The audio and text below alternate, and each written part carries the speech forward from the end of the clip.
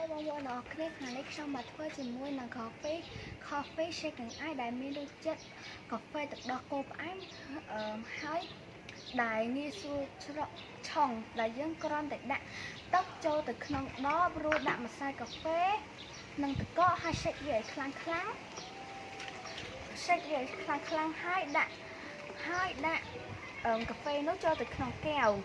នោះជាការស្រេចដែលយើងបានទទួលនៅកាហ្វេមួយដែលមានរសជាតិឈ្ងុយឆ្ងាញ់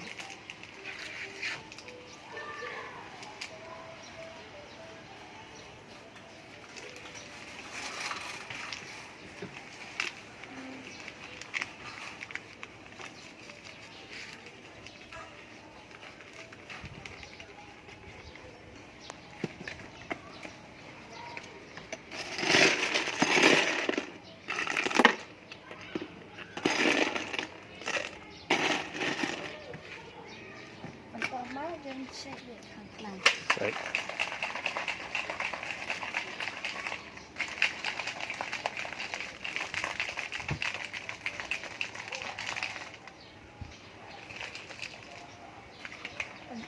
ចុងក្រោយយើងដាក់កាហ្វេចូលទៅក្នុងកែវ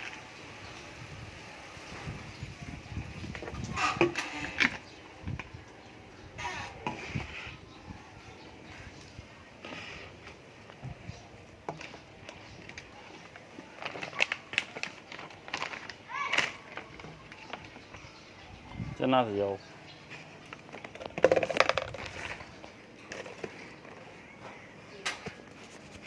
ដាក់ញ៉ាំមួយឆ្ងាញ់ហ្នឹង